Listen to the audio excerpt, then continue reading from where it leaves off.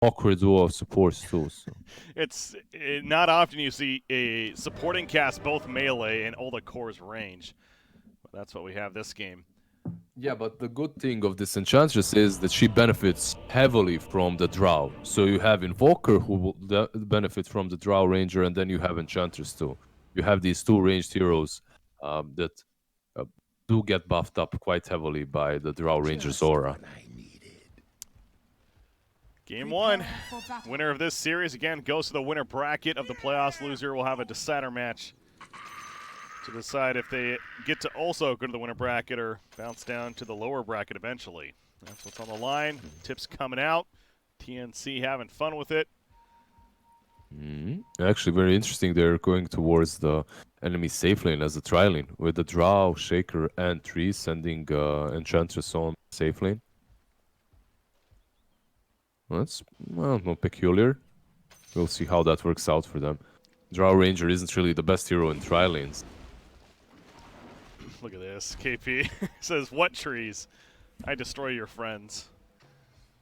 Yeah, this is not going to be a fun tree game. Yeah, he tips him. You know, I took your trees, but I'm gonna give you the tip. Oh, sorry, that's something else that's really interesting, by the way. 897 is Exort. It's been a while since we've seen this. I'm actually also surprised considering he has a Drow Ranger, right? Yeah. And you have a Drow, and Quaswex actually works really well with her. But all right, goes for Exort.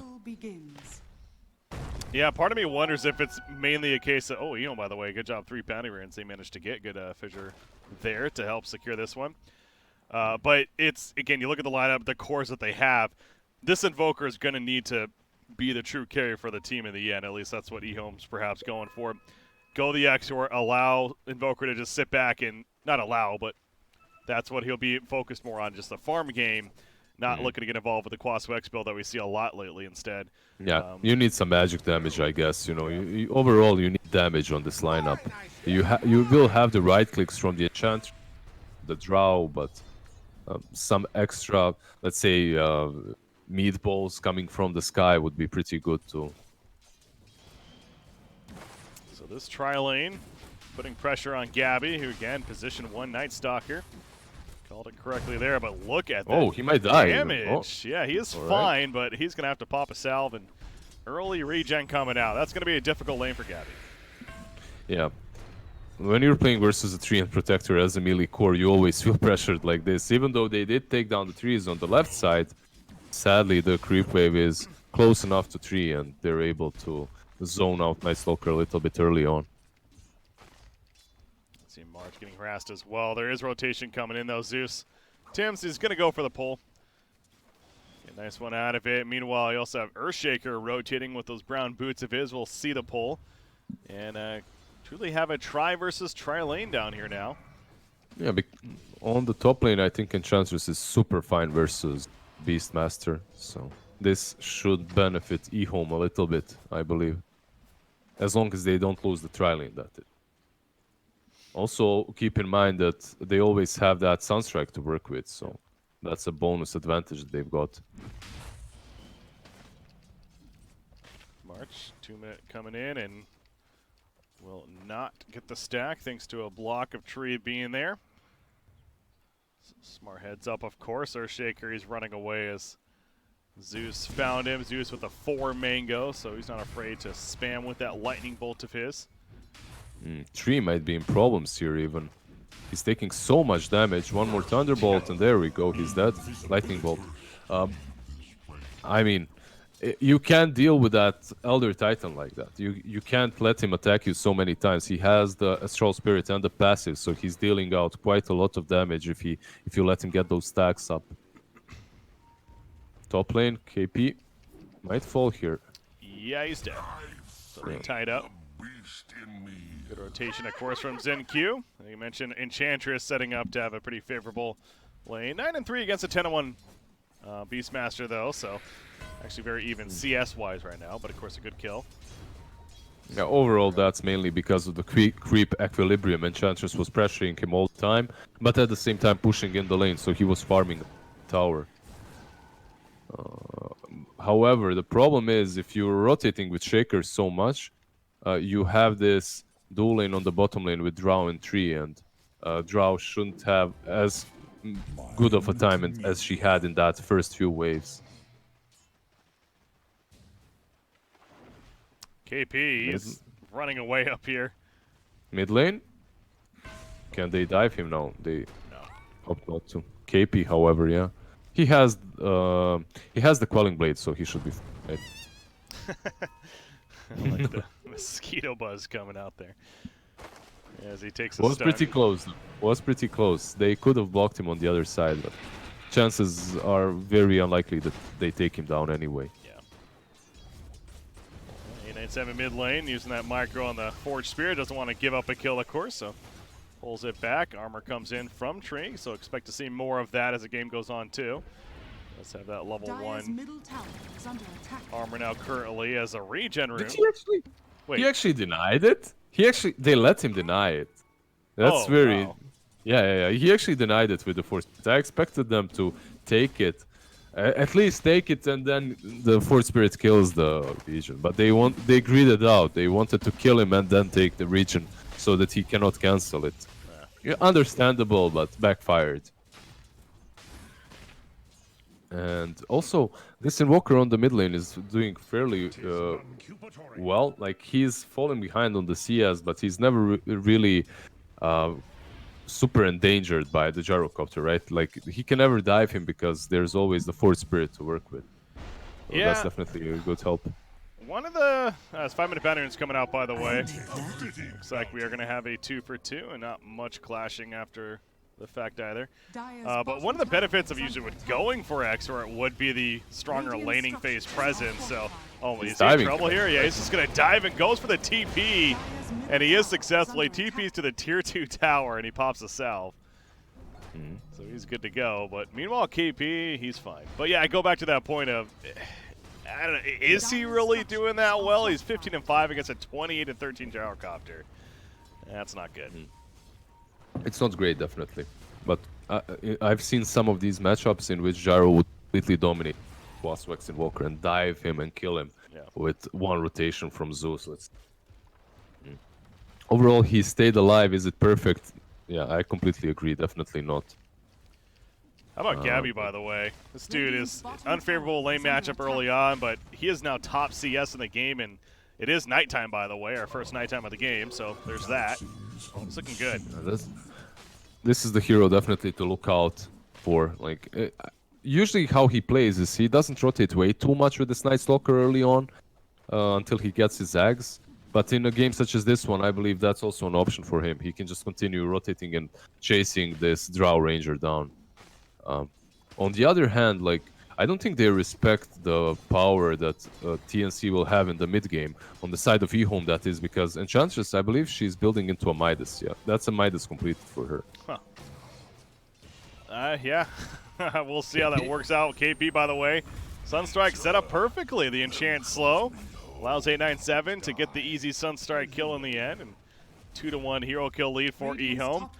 That kind of goes back to that point of I was expecting Invoker, honestly, to go to Midas, being this XOR build. So if he too goes to Midas, yeah, talk about a greedy game right now. That would be way too greedy.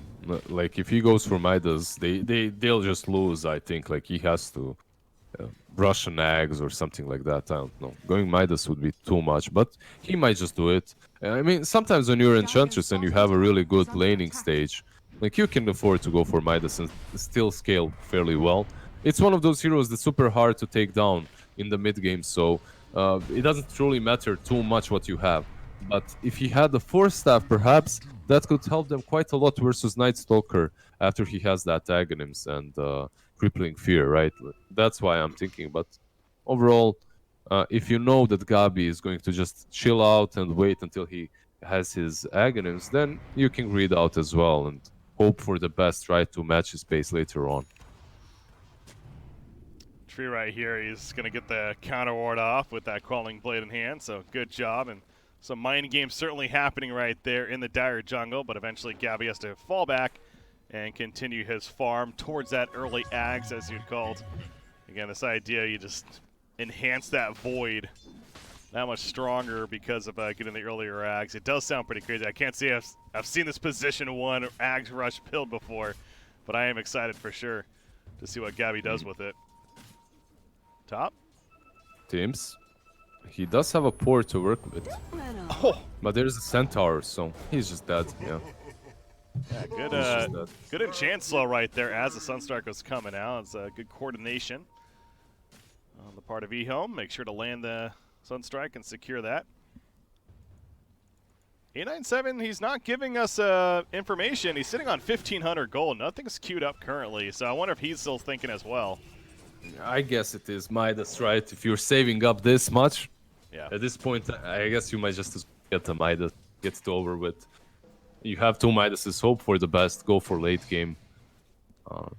You are playing versus a Beastmaster and Gyro, though. They will pressure you super hard early on, and I don't know. We'll see if these Midases will pay off. It's always dangerous. It's always the double-edged sword, right? Like, if you manage to hold for some time, like, that Midas pays off, but if you don't, like, you just lose all map control and the Midas doesn't matter any longer. And also Midas as an item has been nerfed quite hard. It's not nearly as strong as it used to be. Sure. It's more expensive. You don't like it, and then that's fair. It's completely understandable, but yeah, he's sitting on almost 2,000 gold, so it is very safe to say that the Midas is going to be coming as well for Invoker here. But also, you mentioned the Beastmaster Tower, but this Night Stalker too. This is a very slide of it. Speaking of that, Gabby, he pops that Hunter that he gets the kill on Tree, dodges the Sunstrike just enough to survive. KP went too far up himself. Primal War's not going to say Elder Titan. Cold snaps will stop. Gabby's poking in, is unable to do much else though, so maybe a little too deep for TNC. A couple of kills more for Ehome. 2 kills for the Drow Ranger, and they only fed the Treant, right? So overall, a pretty good trade for them. But this is all happening before he gets his Aghanim's. He has 1,500 gold almost with the Ogre Axe, halfway there. But yeah, pretty good by Ehome so far. 1k ahead when it comes to network, 5 kills, 5-2, and they will take down this tier 1 of the bottom lane most likely. There's no time to work with as Gabby pretty much is out of mana and that cooldown is there.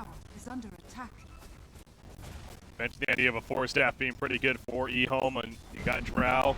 She's going to go to Hurricane Pike, and I'm guessing Enchantress is going to do that as well. It does have Dragonlance queued up, so they'll eventually get to those Hurricane Pikes. It's certainly going to be powerful tools. Yeah, you need those forces. You need as many 4-staff possible.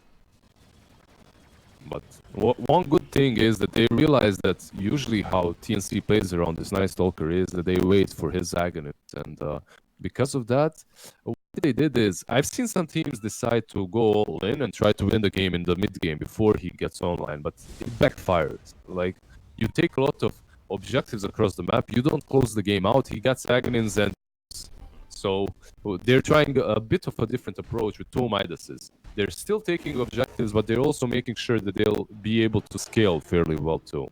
So even though TNC, they have proven so many times that their Night Stalker is crazy good, definitely in for a pickle later on. March, he's going to stall what he can here in the mid lane. Of course, you're dealing with this Drow lineup, the 3 cores around. Certainly can push towers pretty effectively, but now a Gyrocopter also showing up. That'll be a deterrent. It's so good that you're able to push even though you have 2 Midases, right? It's pretty legit. 897 continues to farm in the jungle again with the early Midas. He's got the axe queued up now, so a bit more old school, we'll call it, build for the Evoker of a couple years ago even. But they're also working on those Hurricane Pikes as mentioned. So the Ags, a couple of Hurricane Pikes, and that seems like that's going to be a nice power point for Ehome. But we do have a second nighttime coming up in about 2 more minutes or so. And that lined up with the Ags pickup for Night Stalker. So it continues to be, that's the focus, it feels like, in this game right now. And hell, you even have an Ag coming for Gyrocopter, by the way. We really haven't talked a lot about him. But Armel, he's almost got it. Not almost, but he is working on it. Yeah, we have ads on him. Nothing really special on the Beastmaster or the other heroes like Zeus, your Arcane Boots, perhaps Satterland soon, Titan, whatever. Doesn't really have a lot, just boots. So yeah, pretty much everything will come together for the Gyro and the Night Stalker in this next nighttime. And it's insane how much Night Stalker has been able to get, like, and has been able to farm, considering what a rough start he had in the first few waves. And it's You're playing versus a daytime. tree, yeah. Yeah. Yeah, it is pretty impressive, but clearly something that he has done before. And he is in the mid lane right now, helping to defend this tower once again. They're doing a decent job at deterring them enough. I mean, it's 14 minutes in. They lost the bottom tier 1, but they've kept this mid up for now.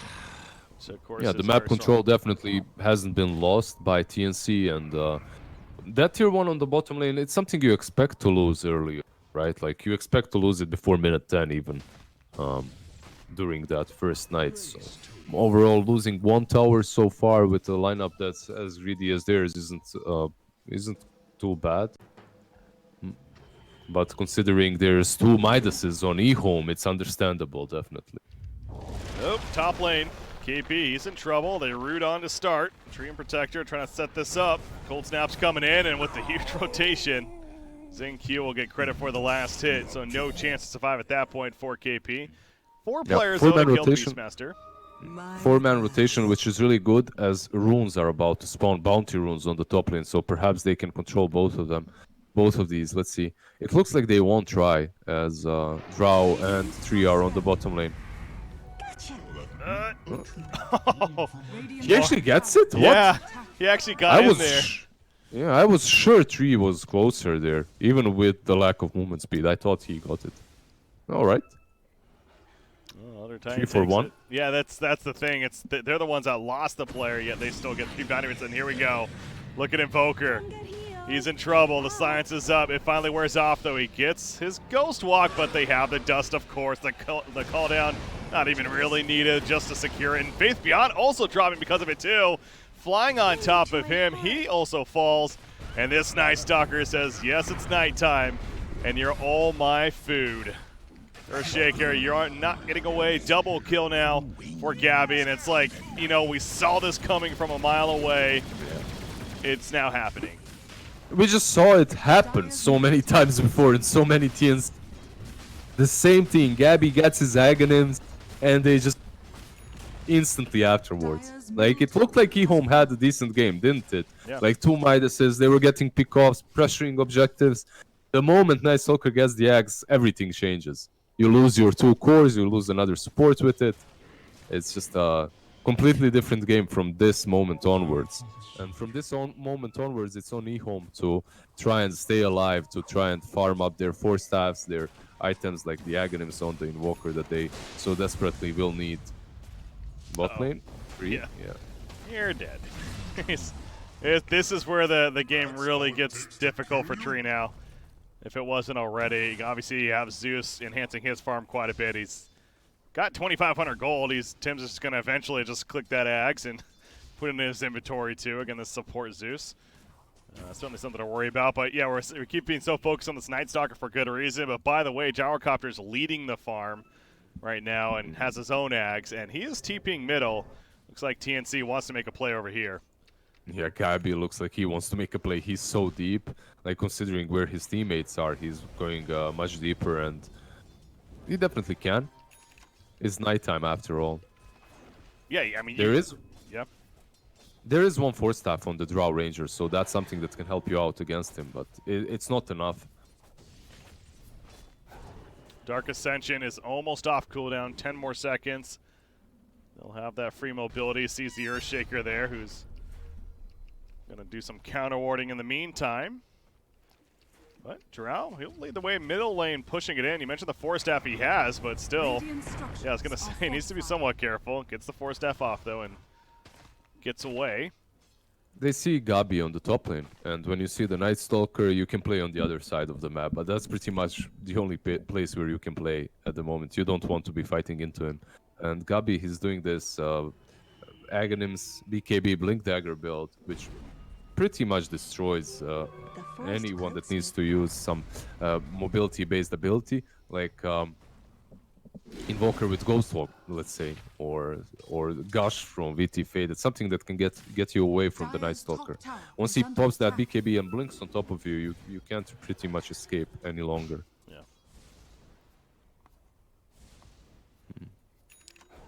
There's the Axe finished on Invoker, so talk about some key items. Certainly one there for Ehome.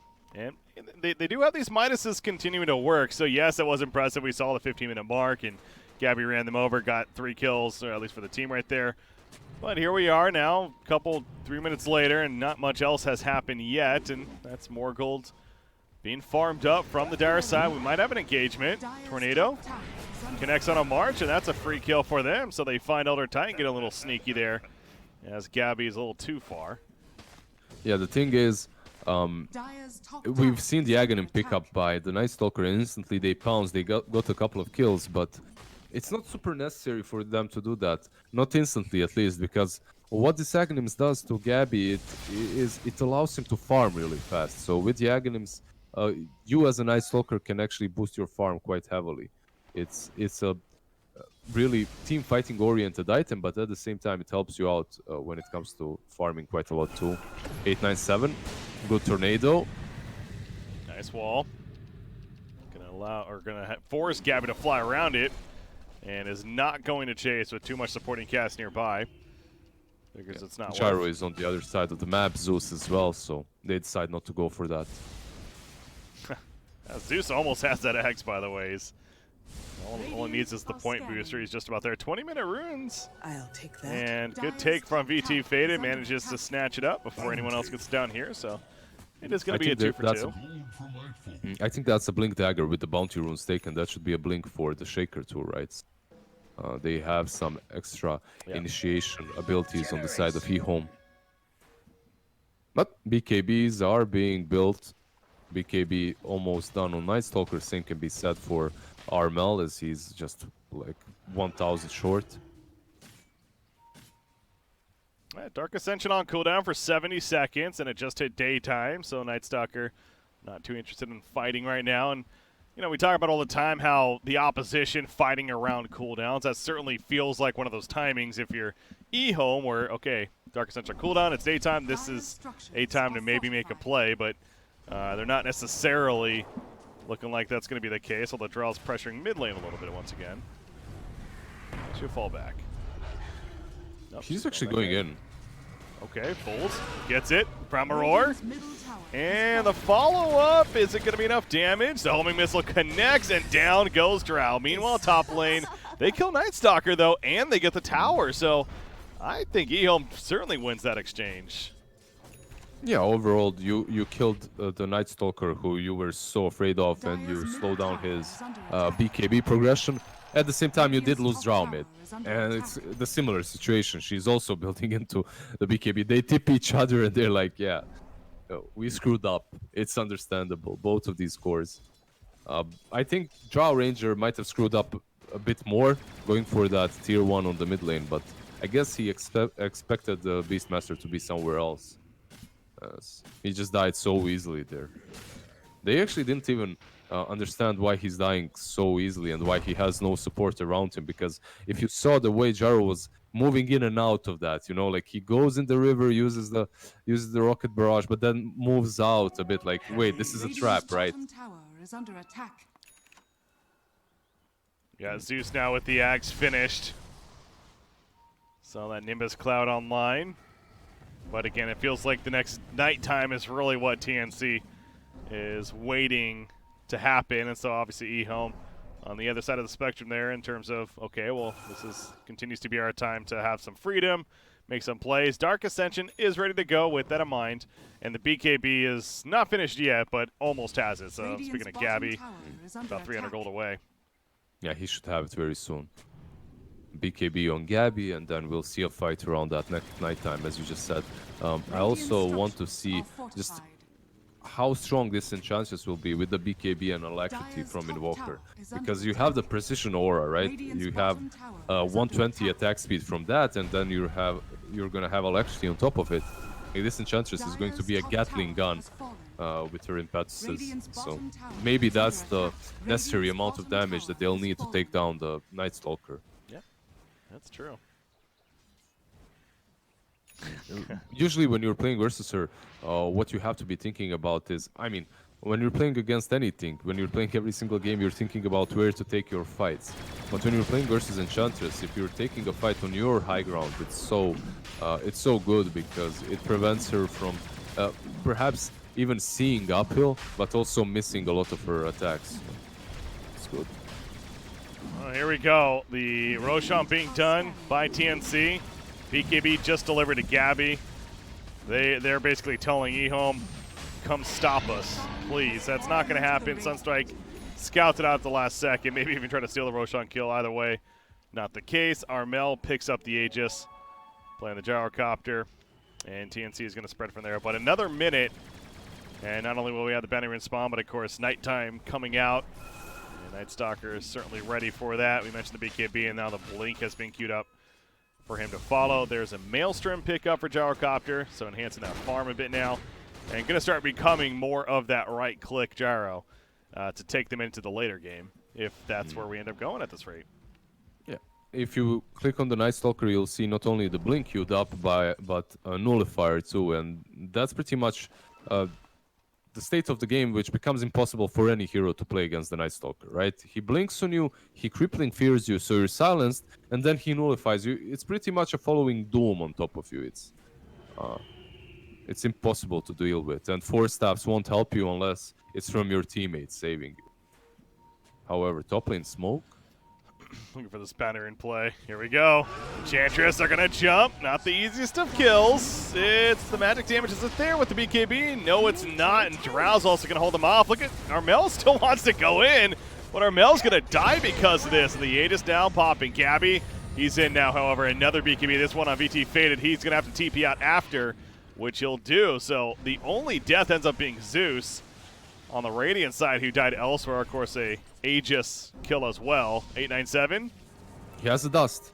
He sure does. He caught him with the dust. 897. He might fall here. He might be the secondary target to fall, it seems. He does take down one bounty rune. On the other side, though. Hey, he does get taken out. You mentioned, though, March also getting picked off in the backlines, however, from Ehome. So they're doing a good job of still making numbers happen. Y almost getting the jump on a Gyrocopter, but a little bit too far as Drow and Enchantress were in the area. So, yeah, that's Enchantress is, it feels like it's probably the worst target to jump here if you're TNC, and kind of played out that way. Yep. She only survived because she had that BKB, right? And she popped it. The 10-second one, so. Oh, another fight. Shake here. Miss Cloud is down, but not hitting anybody, and that with the root on top of Night Stalker despite the BKB. Cannot chase, so they do kill Tree. But if you're Ehome, you're fine with that. You will not be fine with the death on Enchantress, though, and I don't know if it's going to happen. We'll see. The heal's coming out, the attendance does have another BKB as well. It's not even necessary. Going to get hit by the homing missile. And we'll just tank at the tower, so. Gabby had that blink. He could pounce on the Drow and the Enchantress at any given point in that whole fight, but he knows that Xingqiu is were lurking with the blink and the echo slam, so he opts not to do that. Instead, he's just like, all right, let's just fall back, let's just farm this out, let's just wait for our cooldowns and our spells, so after that we can fight again. Super controlled and disciplined maneuver from him, definitely. Considering he's a Night Stalker, I would have jumped. I would go ham right there, like with that blink dagger. Certainly felt like a prime time, but not the case. And you know what, especially with the lineups here, and more so on TNC side, I am shocked right now. There's only 19 kills in this game combined. Only 9 for TNC. 27.5 minutes in, and have 9 kills with this lineup. That feels very low of what it should be. Yeah. I think what usually top players and, I don't know, lower tier pros don't realize is just how important it is to have a solid formation around your cores when you're playing versus such aggressive heroes such as Night Stalker. The way Drow and Invoker are farming basically allows their team to play around them and prevent TNC from making any super aggressive moves. That's why every time they go on Enchantress or on Drow, they perhaps get one kill, but they lose one or two in return. And that's why the number of kills is like this as well. The game is much more passive than we expected. Top lane, They're Edge. going for another one. Enchantress, we mentioned she's a tough kill, but they got the jump with the Primal Roar, and she could not beat KB this time. And no supporting cast nearby to help her. So she's out for 50 seconds, and this is opening now for TNC. Doesn't making a play with it. They have Dark Ascension still ready for Gabby. You got EMP Tornado combo from 897. He's just trying to delay this as much as possible. Drow will also run in to assist, but Drow now caught by the stomp.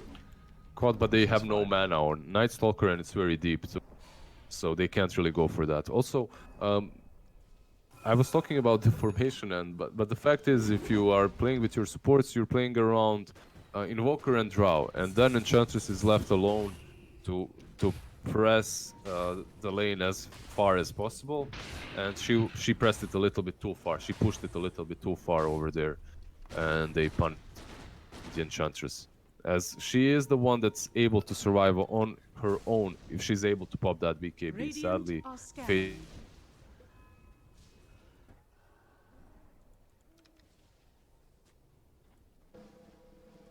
Are you there? Okay. Oh my god, I thought that was me again. We look good on our end. I think their Discord crashed off for him, or there might have been lagging out. But we see at the bottom lane, the massive TPs coming out from TNC as we hit the 30-minute mark coming up. Okay, you there, Lizard? We good?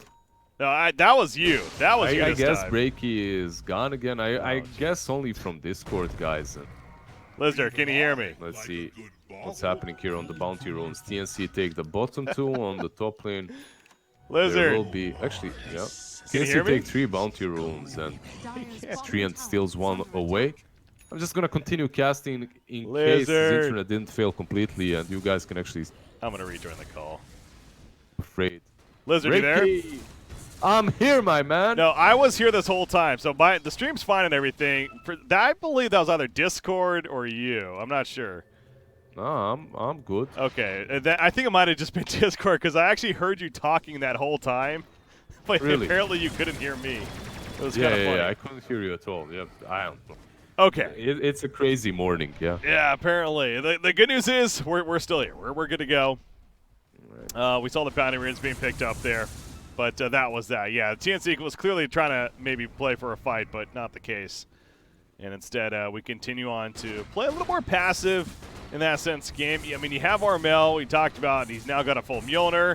He's got the Blink queued up. Interesting there. Yeah, you just want to get... Oh, now he switches. Yeah, he switches it to the Satanic. Gabby will have his Nullifier on as well. And now if you're TNC, you have to find a way to fight Ehome outside of their base. If you can do that, if you can find these fights somewhere else, then you can take them definitely. But going uphill and pushing without taking any pickoffs first is extremely difficult versus a Drow and Invoker. Earthshaker going to meet up with the Drow. Speaking of her over here. As, ooh, there's that Nullifier finish. Talked about it earlier. Seemed like a make sense item on the hero. Not an item we see too often, but this game certainly could do some work with it. It's almost going to run into tree as a lightning bolt coming down. So this tree, I'll say that, I mean, considering how difficult of a matchup this felt like it was going to be for tree, is actually doing pretty good. You know, it's not chain feeding. He's got 4 deaths, but not the end of the world. There's a smoke though. They might run straight into Gabby, and it's on their shrines. They feel comfortable here, yeah. Gyro, Armel. Well, Tornado caught one of the backlines, Elder Titan. However, they're looking to turn this, and they will. As in queue, he went too deep. Primal Roar catches him in place, and now Gabby's in chase. Dark Ascension, he's got a blink as well to silence up. No. He goes north instead for the tree, and they will find him. So they go for the easier kills. Gabby going further. No, he's just going to clean up the creep wave. Yeah, I'm actually surprised they didn't go for the Drow or Enchantress with that Nullifier, because they already used their Force Staffs, their Hurricane Pikes, right? So if he nullifies one, there's no save. There's no other hero that can force it. So then again, He goes for the tree instead. He gets the easier kill. And they just wait out the rush, I guess, which will respawn in 1 minute and 40 seconds. Not the fastest one, but they're playing it much safer. And we'll see if Ehome can actually capitalize on that to get these extra few items that they need, and perhaps get a couple of pickoffs on this Gyrocopter and Night Stalker. They need to slow them down right now. You know, we'll never know how the game could have been if they didn't go these Midases specifically on Invoker and everything. But also, we talked about that earlier, how it was a play of, it was a little bit, it's of course greedy, and the idea that as a result of going this, they were going to take it perhaps a little bit more into the later game. So where I'm getting at, to Ehome's credit, I mean, we're getting to that stage. It's now 34 minutes in, and these Midas pickups are certainly continuing to increase in value more and more, especially for this Invoker. He's working on the Shivas now. Is this a game where you can see Ehome definitely contesting in the late game against a full farm Gyrocopter? No, why not? I think so. I think they definitely have heroes that are able to take down the Gyro and the Night Stalker later on. You have Invoker, Drow Ranger, and Enchantress.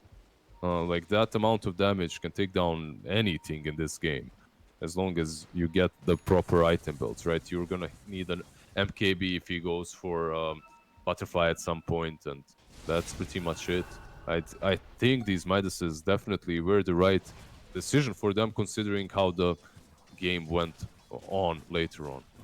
So they're much better prepared for the late game with them. And also, if it comes to high ground defense, Treant, he fall on the top lane. Let's see. Yeah, he's just gone.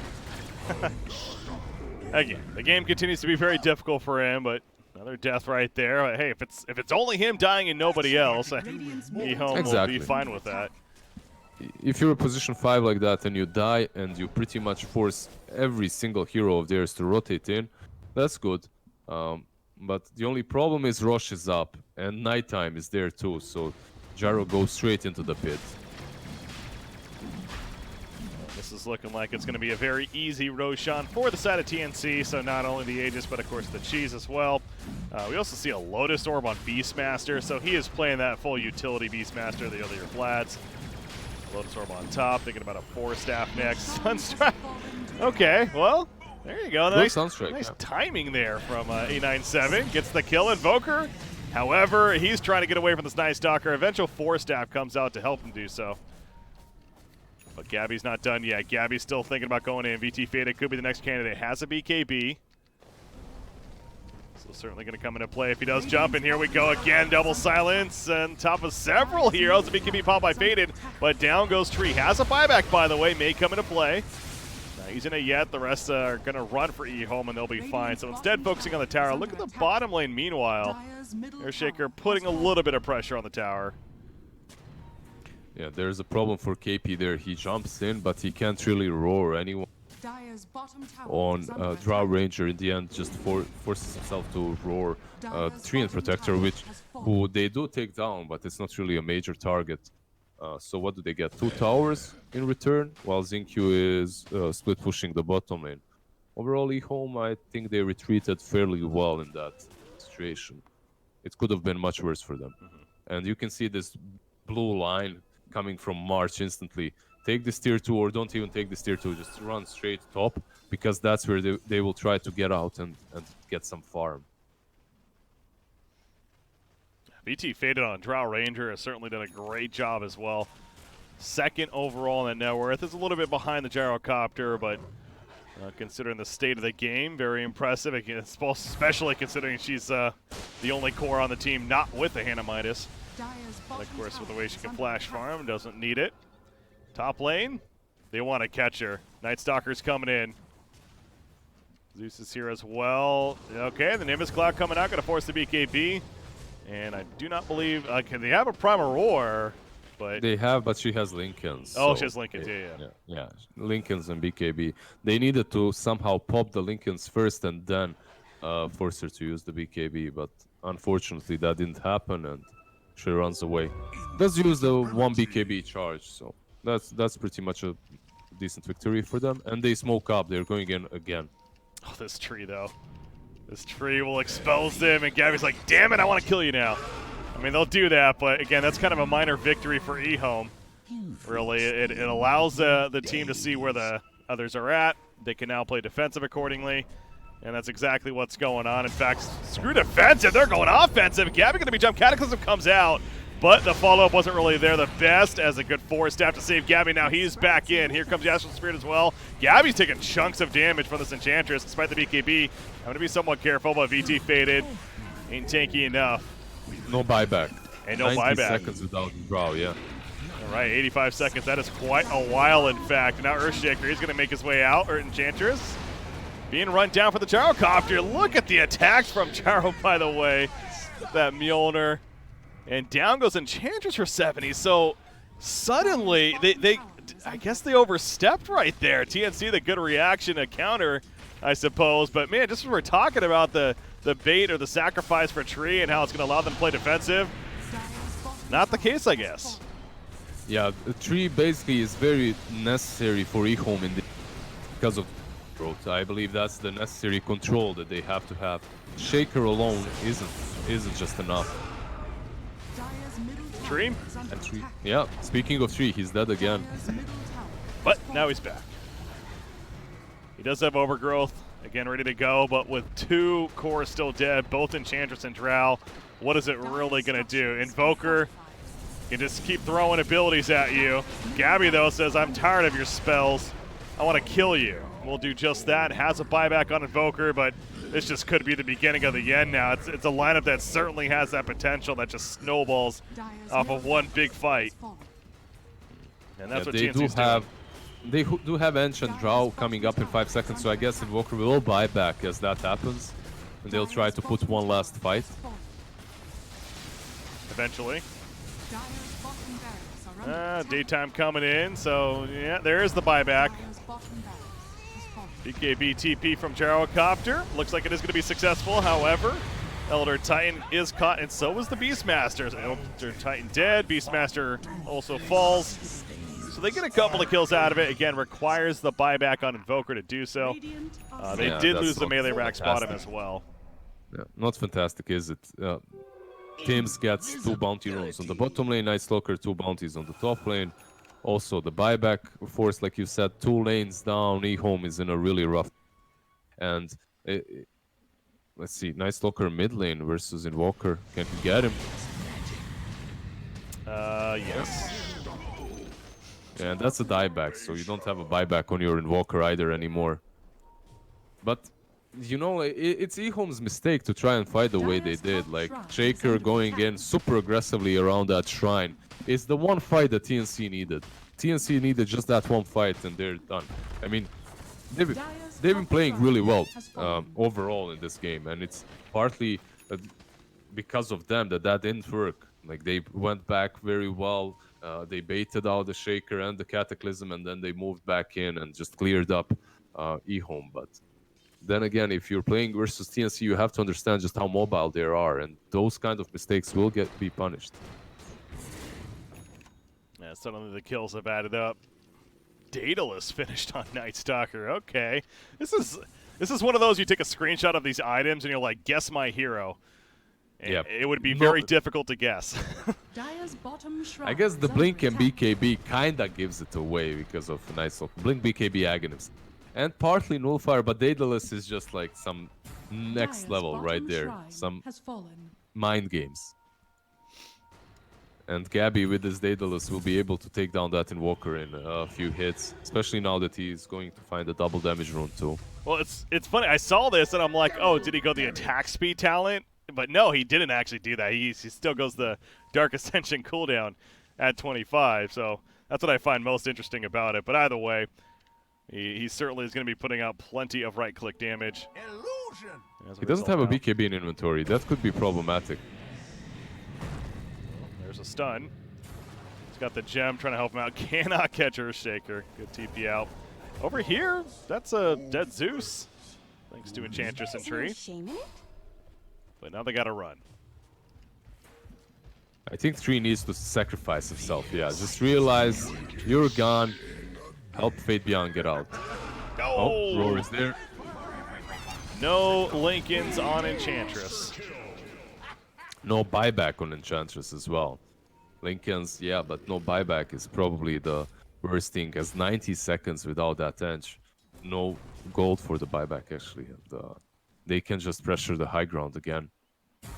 I think, like, the biggest thing that Ehome has got going for them right now is the high ground defense. They should be really strong at it, but sadly, they choose to fight outside of their base time after time, and because of that, they're 2 sides down at the moment. Just look at that damage. Yeah. It's solid. I mean, especially the alacrity throwing up, but it's not going to be enough in the end. They can't keep Gyrocopter in place, at least for the kill. But they will, so they will deter the push enough for now. And 40 more seconds for Enchantress. Get her back up. So it feels like a game where Ehome can continue to kind of hold, but it's like to what end, really? Exactly.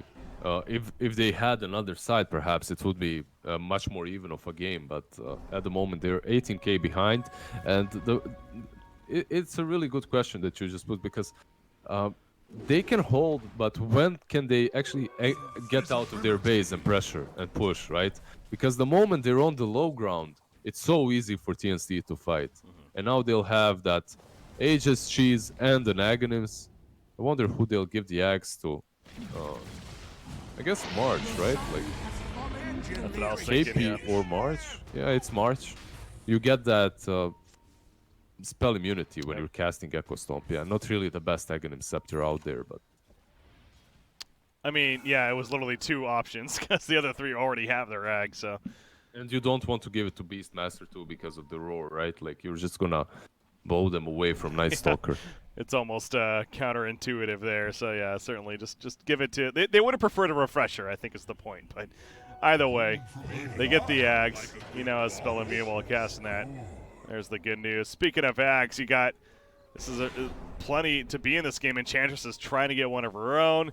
Drow, okay, Drow switched for now. He's actually got the Silver Edge now queued up, but had one earlier queued up. But point is that they're just going to continue to kind of sit in the base and push out what they can. I'm sure they would love an axe on Treant Protector, especially with how deep he is right now, but that's not going to happen. There's no way he's even going to get close there. It's pretty much all about TNC and how they managed to get a couple of pickoffs now. Look, on the top lane. Well, that Nullfire was a bit late, actually.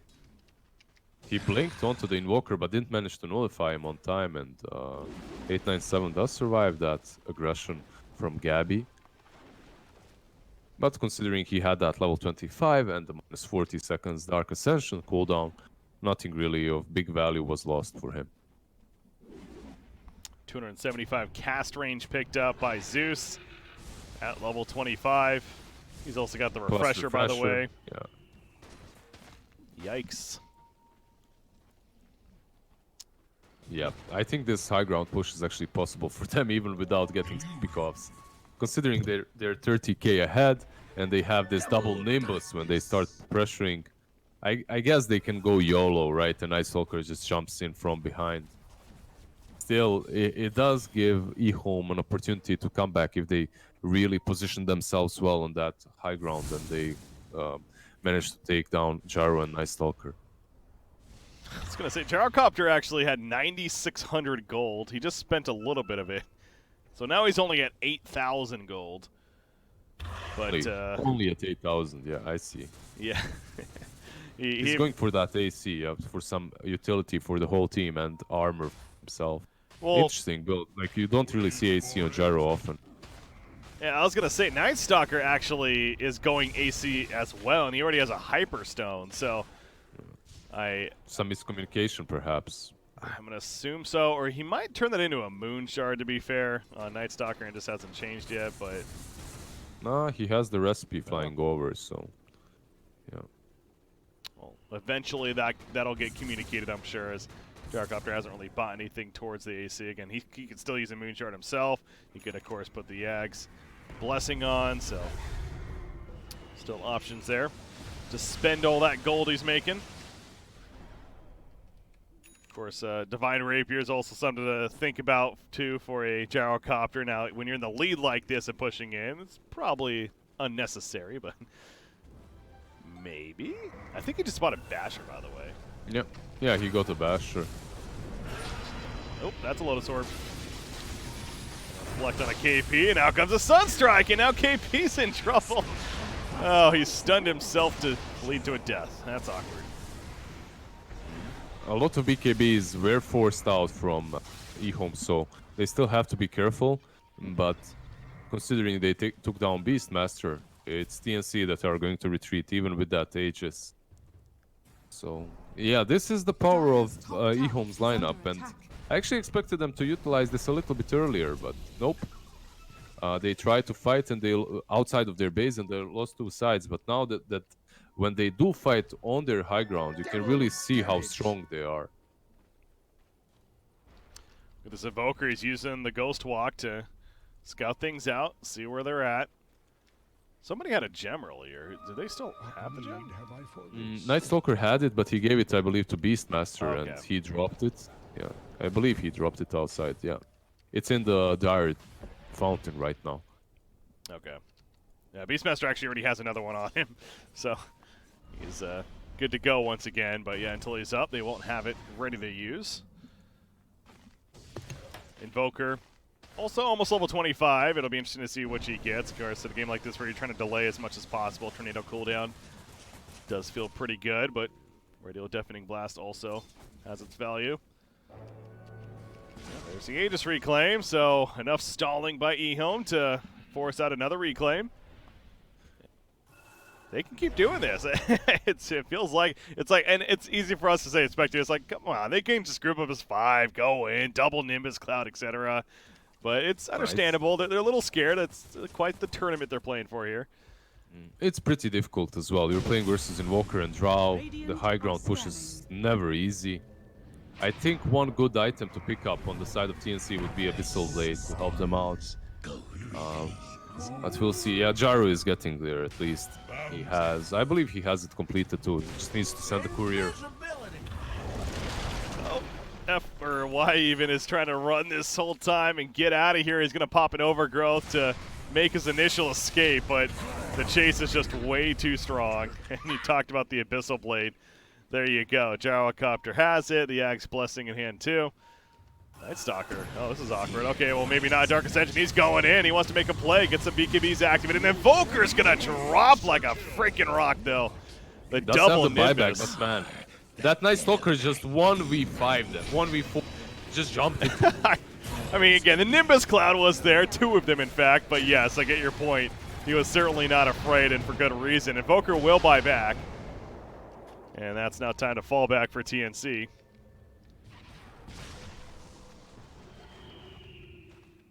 Yeah, pretty good play by them, forcing that Invoker buyback. Now they have a win condition, right? All you have to do is you have to catch this Invoker and kill him.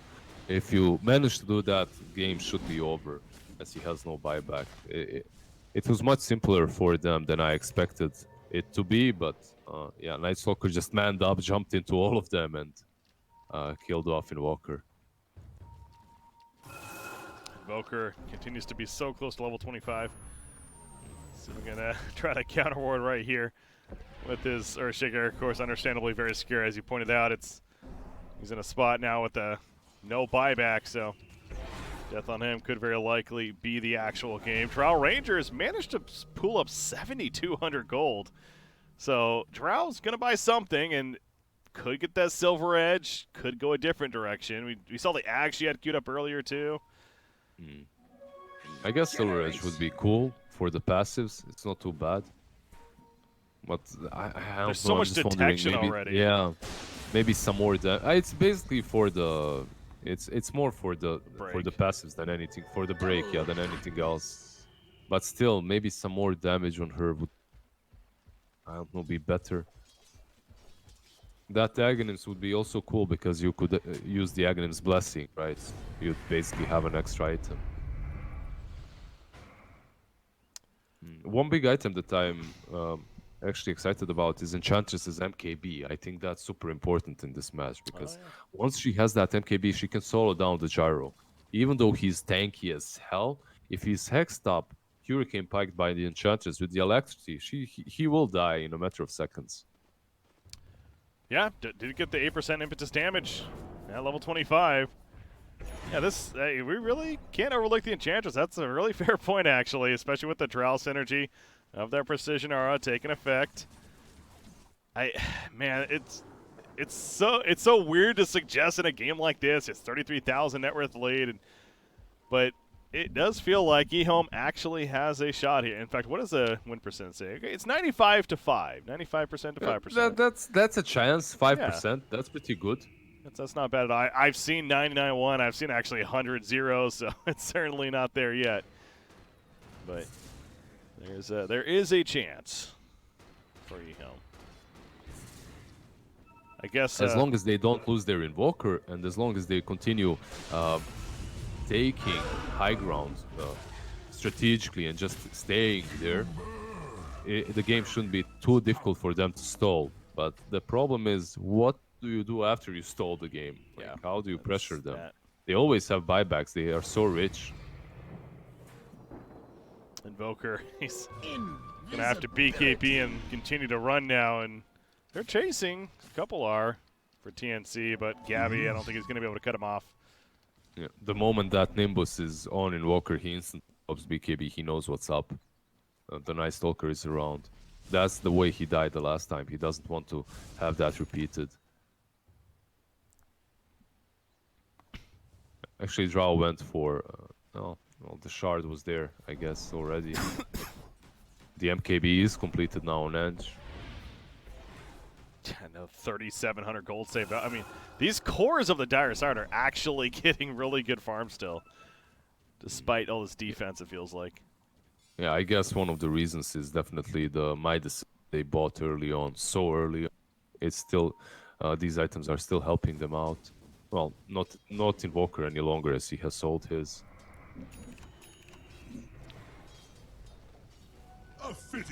Refresher for Invoker.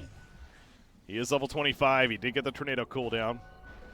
There's another Roshan up, and he's being soloed by Armel's Gyrocopter right now. And that's your Refresher, that's your Aghanims, that's your Cheese. I guess Beastmaster has to have to take that Aghanims right now. It's almost... No option. Do you want or him you to destroy take it? Yeah. Roshan has fallen to the radiant. Oh, wait, no, they... Okay. A dirt moment there. Beastmaster, it's the Wild Axes now. Oh, yeah. With the right. axe. So I'm not going to lie, I was with you there with the Primal Roar. Nah, he's going to spam the Wild Axes now forever. Yeah. No cooldown. PogChamp. That's actually not good. Or not bad, I should say. It's not, fantastic. It's not bad, but it's not good. Yeah. There's a reason he was the last one to get an axe. It's, what else is there to say in this game, really? It's just, this continues to be a stall for Ehome. And you're playing in a major $1 million tournament. This is the winner bracket finals for Group A. Just game one, but still very important.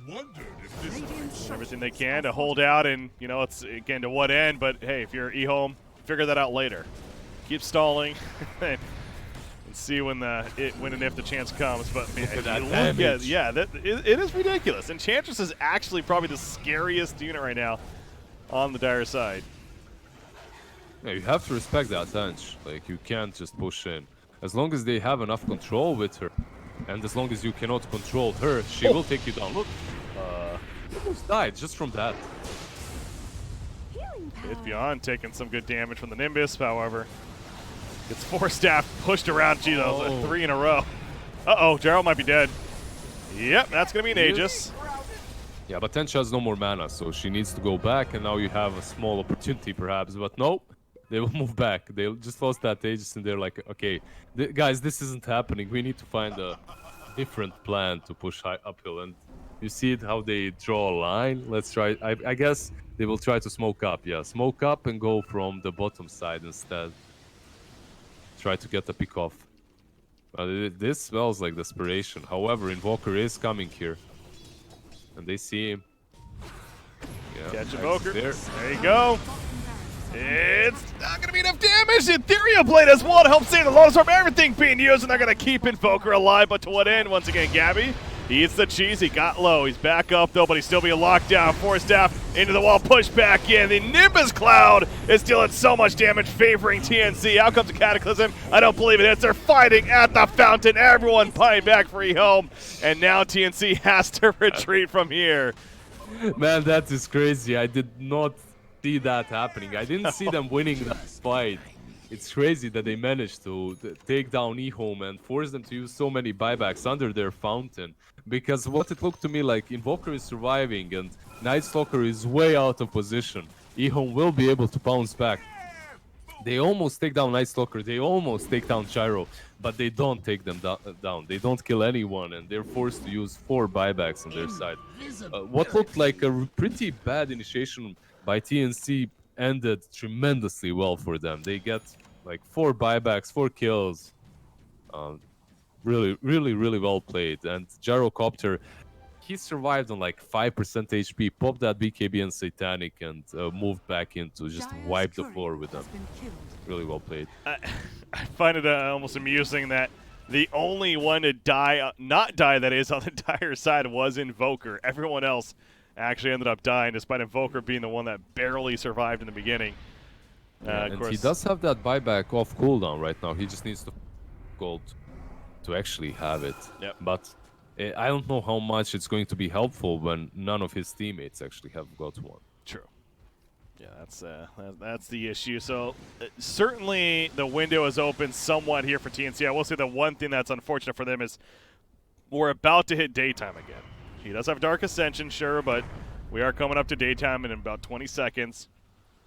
And so will that mean TNC, do they wait for yet another Roshan, who's obviously still got about 40 seconds before the reclaim, and then I guess the Aegis was used anyway. So the point is at least 3.5 minutes until a possible respawn. It's likely that's where we're headed because, again, with so much on the line we keep talking about, and clearly Ehome, they're in the mindset we're just going to keep stalling this. Like, to what end, who knows, but that's their game plan. As long as the game doesn't end, you haven't lost, right? So, I mean, I've seen games like this go in the defender's way, right? In their favor. You defend, you force a couple of bad mistakes from them, and listen, you're playing with a Drow Ranger and Walker. You can take down buildings in a second. Like, if you get one good team fight in which, let's say, a big core from TNC doesn't have a buyback, you can take down Throne in one single push. So, it's definitely not impossible for them to win, but TNC, man, they've been playing so well not only in this series, in the last couple of months, that I don't believe they will let that happen. All they have to do is get another smoke pick off, get another smoke initiation the same way they did before, like perhaps wrap around from a different side and get any of these heroes that don't have a buyback. So the execution for TNC is much simpler, that's all. Sure. It's I knew it was going to be a rough game for Tree going in, and you look at the net worth, it's kind of ridiculous how all he has is Tranquil, and that's 60 really minutes it. in. 60 minutes in, Tranquils and a Quelling Blade. That feels bad, man, right there. Press F for 3 and Protector. Yeah, like, you know, I was talking about earlier, if they could manage to get him an axe, that actually would be pretty damn good this game, it feels like, but it's not going to happen, so. Pipe Dream, certainly. Snore coming out from Gabby. Yeah, he's getting bored and understandable. Jarokop, did he buy a Moonshard yet? No, he's sitting on 11,000 gold, so I don't know what this is going to turn into. Okay, did he just buy it? Yeah, I think he did. With the courier, it's flying over. He should have it any second now. There you go. So now he's got the Moonshard as well. They're going to smoke up. But again, Ehome's literally not leaving their base, so it's not like TNC is going to find somebody trying to just get greedy in jungle. Ehome sitting in their base, continues to just push out the creep waves, and that's really it. They're going to jump in once again bottom. We're coming out, Gabby following up. Tree Protector going to be the focus. Maybe not the best focus, though. They get the sheep on it. Changes, by the way, who's melting, and she's dead for 2 minutes. No buyback indeed. BT baited. Look at that damage coming out, but it's not enough. Armel to take it. In fact, Ethereal Blood's not going to save her either, and she is dead too. The no buybacks across the board, and there we go. Finally, GG's call. TNC nearly a 70,000 net worth lead, but it took every bit of it apparently. Ehome holding as long as they could. Not enough when it's all said and done. It took them a lot of time to take this game.